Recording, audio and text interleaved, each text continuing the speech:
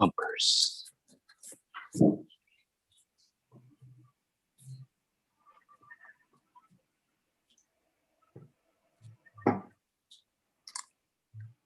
Well, we might have bumpers, we might not. All right. Hello.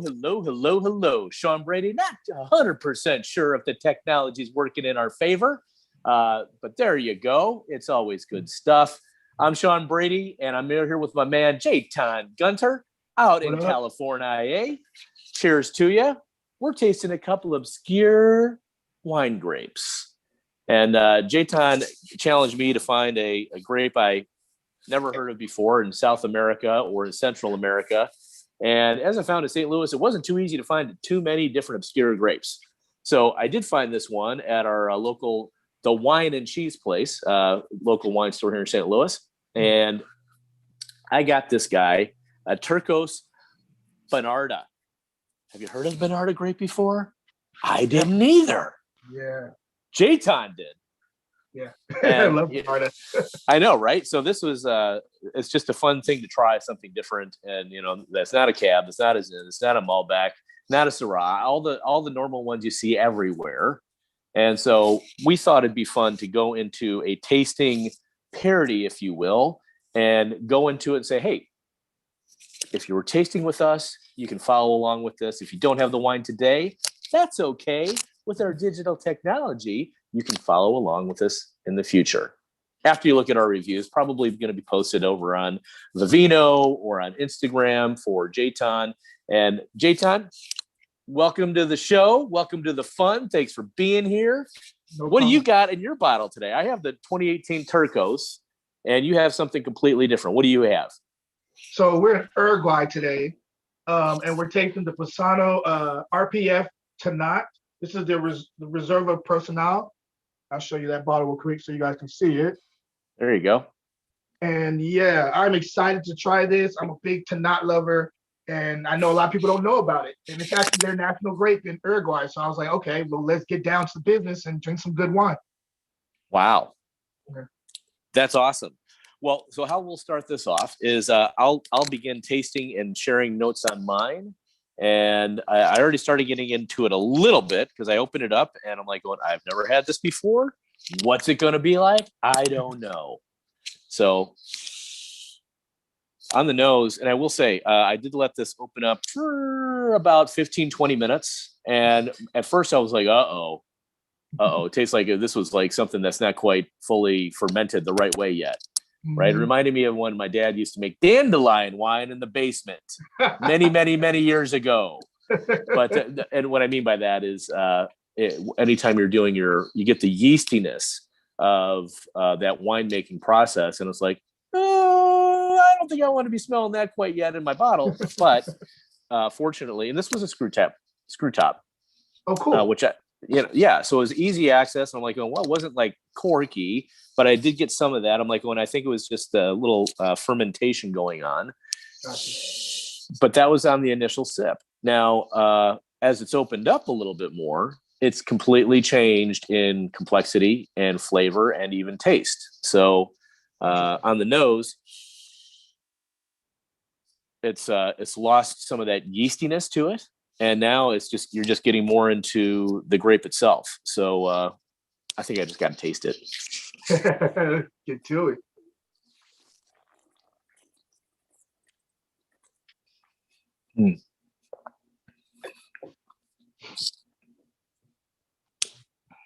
Well, the first thing I noticed is it's a lot drier than I expected. So right away, I'm like going, whoa, this is going to be, and it's also fruitier. It's got a almost like a sharp fruit flavor to it.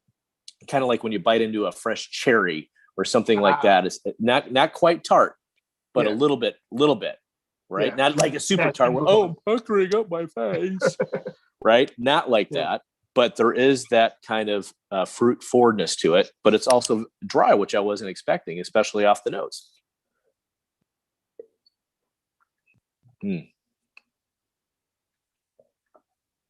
And it's not an overly sweet wine either, which I like.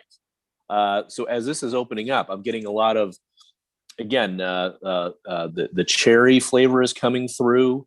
I'm also getting it's almost like a green apple and cherry. Like you're getting that. Okay. Yeah. So it's like one of those cranberry juice blends where we're getting this. And isn't that what wine is anyway? It's always a bunch of fun blends and the flavors in there. It looks like it sounds like it's more angular as far as the fruit growth goes. Like it's not lush round fruit. It's more like there's a edge to them from from your description. And look at that. I know. Isn't that interesting? I mean, it's pretty wild. It's beautiful. I mean, it's all about the experience, right? It's not just the juice itself, but there's aesthetics to it, like the look of it, the smell of it, all that stuff, all matches up to create a great experience. So. Now, I will say in the background, which you can't see because you don't have smell-o-vision, otherwise you'd be smelling this grape right now. What I would say is we have pizza going on in the background. We have deep dish pizza cooking in the background. And it's like, so you get all these nice flavors of the cornmeal crust because it's deep dish, right? Yeah. And the glutens and the cheese and the tomato sauce. And it would go great with that. But I would also like to try some interesting meat dishes with this, right? Okay. Some different types of even heavily seasoned barbecue. I think it's going to hold up to that. So you wouldn't be afraid of rubbing up a nice, whether it be ribs or even just over seasoning some type of steak or a piece of meat. That would go really, really fine with that. Well, now you're making me want to try it and throw some ribs on and see what happens. I know.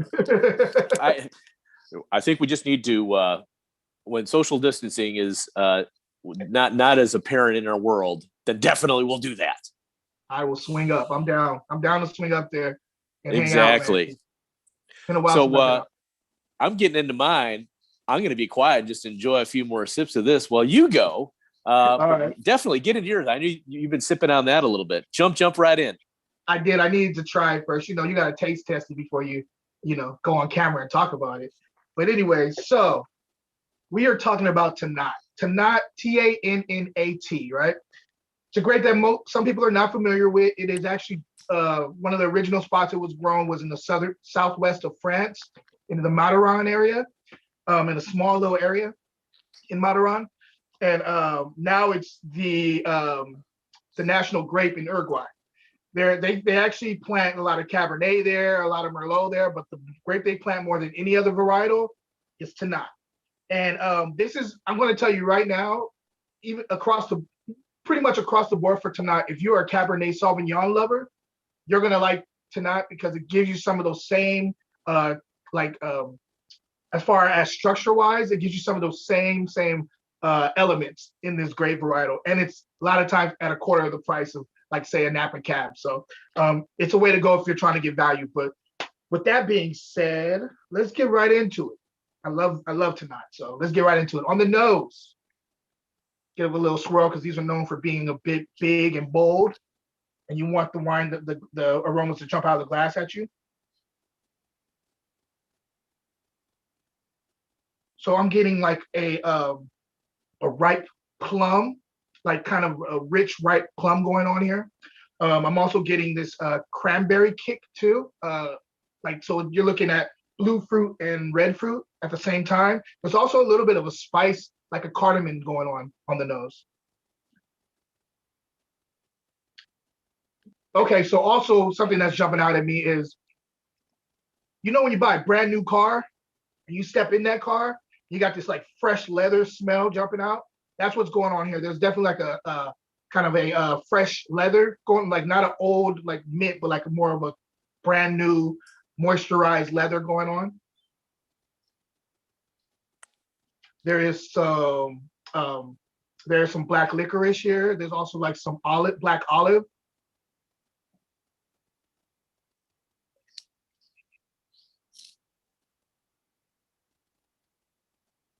And a little bit of a wet soil thing that I normally get, like if I'm just smelling a Bordeaux, I'm getting that pretty much here as a earthy kick.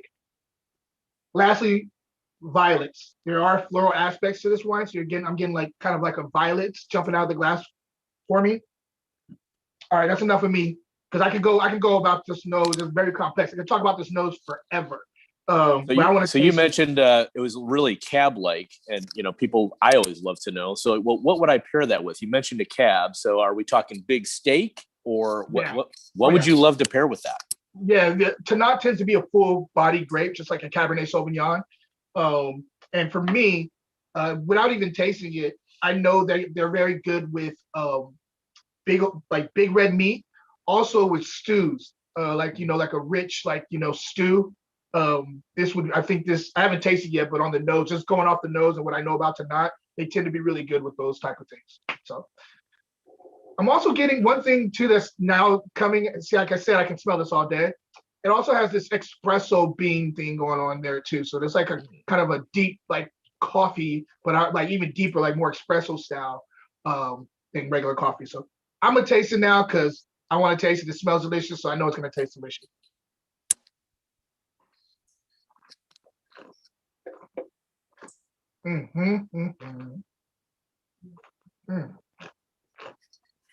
Getting into it. Yeah, it does make you want to dance a little bit. This is definitely a Cabernet Sauvignon lovers wine. Like big, bold up front, very well structured. Tannins are big. Tannat is known for big tannins. They're here, but they're not over the top because there's enough fruit to kind of balance them out.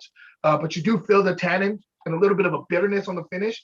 But the bitterness is good because it's like it has all this fruit that starts up your palate, and then that bitterness kicks in. But it doesn't leave bitterness in your on the finish. It gets a little bit more. It's dry on the finish. Pretty long finish too to say. It's pretty long on the finish. But it also has like these earthy components that kick in too, like sweet, wet soil. And yeah, let me taste a little bit more. There's a lot going on in this wine, to be honest. I just got excited. And you know what happens when I get excited drinking something? You got to keep drinking it. You keep on drinking it, but you also, you start going away from the tasting side, you start drinking it instead. And so let me move my vehicle back on the road towards the tasting side. Let me taste a little bit more and I'll break it down for you even more.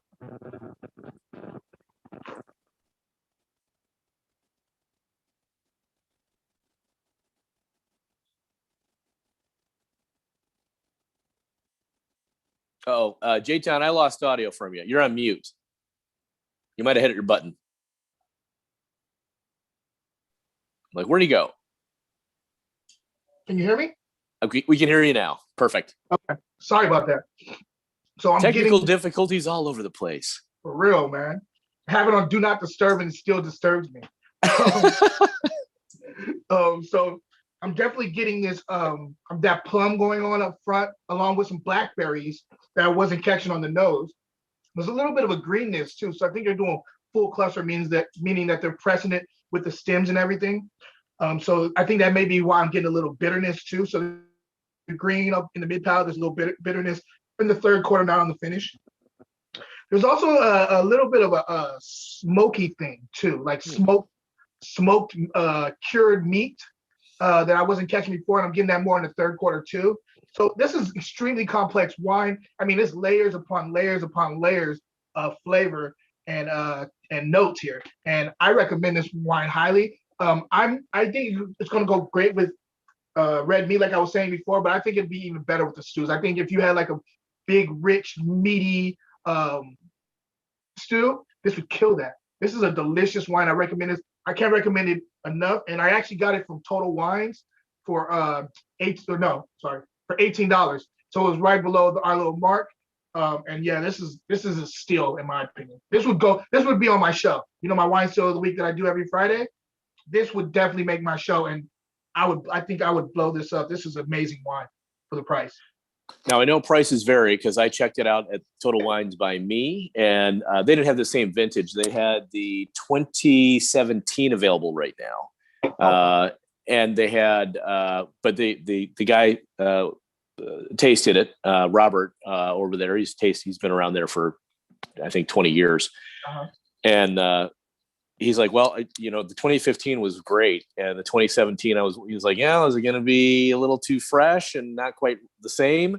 Mm-hmm. But he said it held up well. And so obviously I haven't tried it yet, but going off his recommendation and yours, that one was price point, I think it was $22.99 here in the Midwest. So it might be, depending on where you're at in the country, it's going to be a little different.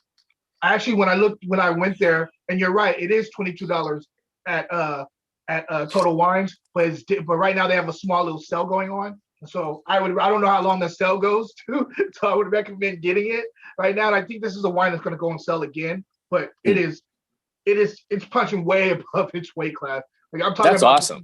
This is a $40 bottle of wine in my opinion, if not more, and it's only at $22 at a regular price. So this is a kill. This is still wine for me. And going back to mine, from a price point, $12.99. Right. Woo! So I kept it under $15. And, as I'm drinking this more and you're giving some of your descriptors, it's giving me ideas what I want to eat. Right. Yeah. And certainly with like I'm thinking Argentinian steakhouse and like some of their different sauces that they have on the side, but definitely like that char grilled meat with that little bit of the coals and the smokiness that comes off of that natural char. Right. Yeah, that's going to really elevate. This wine would elevate that experience that much more, and I think it'd be a lot of fun. I'm thinking of what's the chimichurri sauce, because I love that. Yeah, I love that. This has got enough right amount of acid, where even though that's usually a vinegar based type of dressing, yeah, it's going to hold up and it's going to accentuate it all the more. So you don't need it, but it's not going to take away from it like it could for some other wines. So this is good for, is right in that little grill house. I feel that. I actually like this wine too because this only 13.5 alcohol. Oh wow! And it's lush. Like you don't notice it. You think it has more alcohol than it does. Most of the cabs that I find are, pushing 14, 15, somewhere in there. Usually 14 and a half is what they put on the bottle. We know there's always a little variance in the ABV, but say something about that from an alcohol standpoint, an ABV. Why is that surprising? Why would it be higher or lower, or give insight around that? For something that's massive on the palate, for something that's full body, you just expect the alcohol to be at 14.5. I mean, it's normally about 14.5. So if they're keeping it in check, and again, there's variation, and I don't know what the legal or how they do it in Uruguay. I don't know if like they give a percentage or a 0.5%, or if they have to be specifically on that percentage. I mean, we're different out here, so I don't know. But if this is true 13.5 and they're keeping it in check, this alcohol in check with this lush feast, that's great winemaking in my opinion, and that keeps this thing in balance. I mean, there's also quite a bit of acid here too. I love this wine, man. That's awesome. I think you're talking us into it, and you're not even a paid sponsor for this wine. But man, everybody wants to drink it, and same here. There's not a whole lot of wines that and get direction. So. And just knowing our wine stewards, whether it be at any wine shop, Total Wines, a chain, or the local little wine and cheese place. Yes. I talked to James and Dylan at my local store that's getting ready to move on Clayton Avenue. So they made a huge difference in kind of guiding me in the wine selection, because there was others there. They didn't have a ton of different obscure grapes, but this was one of them. And he kind of is like, you're not going to not like it. And especially, and they know not to say too much about it, but they also know my palate enough where, they're not going to steer you the wrong way. And I think that's I'm always a huge proponent on whatever you drink, and you just got to know your tastes and what you enjoy. Because what I enjoy, and Jaton sometimes enjoys, there are some things we disagree on. I agree with that. We agree to disagree occasionally. By the way, this is going off of just piggybacking off of what you just said. I recommend everybody who's drinking wine, find a local shop and frequent that local shop. Ask questions, because a lot of times they will get to know your palate. And if you get close enough, they'll call you and be like, yo, we just got this brand new wine in. I think you're going to love it. And, you know, you just build relationships and you learn more about wine. So if you're one of those people that are just getting into wine or have been in wine for a little bit, but want to know more, definitely frequent your local shop, your mom and pop stores, even ones that are maybe chain, but you know they've had the same people there for a while. Frequent those places and ask questions. I think it does nothing but benefit you in the long run. Really, really awesome. Yeah, it's relationships are everything. In fact, I'll say one more shout out. I mentioned it briefly, but the wine and cheese place that's on Clayton Avenue now, they're going to be closing. So don't freak out. They're actually just moving down the street. So it's not like the business is going out of business. They're just making a business decision and going, in my opinion, having, you know, been in commercial real estate for a long, long time, they're moving to a better location. They're closer to a Whole Foods, closer to a Target, right behind a busier center. Nice. So they're going to be easier to find. They're going to be right behind the Waterway Car Wash, right there across from the Whole Foods in Town and Country. So you know where they're going, and also help them out and frequent their place and buy some stuff from them so they don't have to move as much stuff.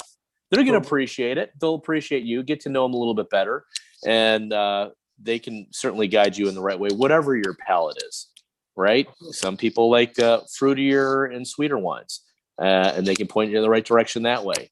They also have a wonderful selection of cheese. So I'm not a paid spokesman for them, but I do really appreciate having great local vendors and people you can talk to at every scale, because every place is going to have something a little bit different. Yeah. So giving away our golden tips. No, before we get off, I do have to say something about this wine that's changed. The more I've had this open for about 30 minutes now, and something that I'm picking up right now that's starting to, it was a secondary, but it's starting to move up a little bit to like a primary. And it's weird, mind you, but it keeps on jumping out the glass at me.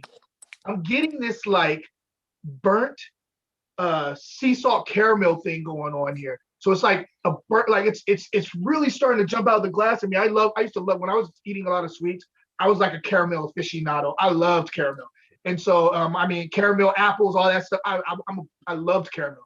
And I know that smell. And so I'm getting this like salted caramel, like burnt salted caramel thing that is really cool in this wine. It doesn't taste like that, but the nose, the aromatics that's what I'm getting. It's just starting to jump out at me. It's really, really cool, man. Really cool. If you're looking for a complex big boy wine, this is it for you. Oh, I love it. I can't wait to get into that one. And even with this one as well, it's starting to open up and smooth into its own. So I'm still getting all those, certainly that a little bit of the tart cherry, or I like your descriptor of the crab apple, cranberry. And, I still get that a little bit of the green apple. So it's still going to hold up well with food, but now it's mellowed a little bit more. So you're like, it's going to make my meat taste that much more yummy. Man, that mouthfeel, and I get what you're saying, man. I get it. Yes. Yeah.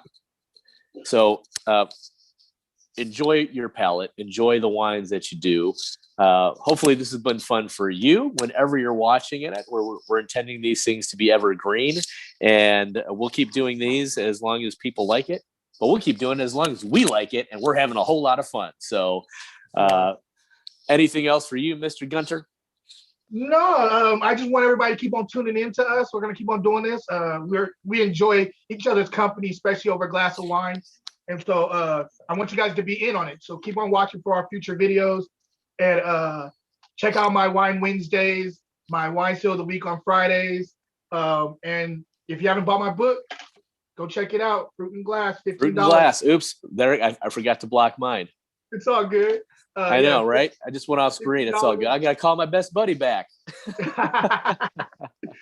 Yeah, just pick it up, check it out. I got a lot of the stuff going on in the link in my bio and Instagram, and I will be posting more videos pertaining to this. So cheers, guys. Thank you for joining us today.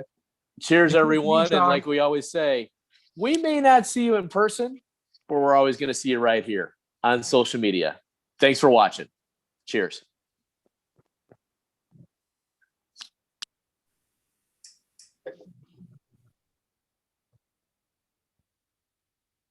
All right, all right, all right.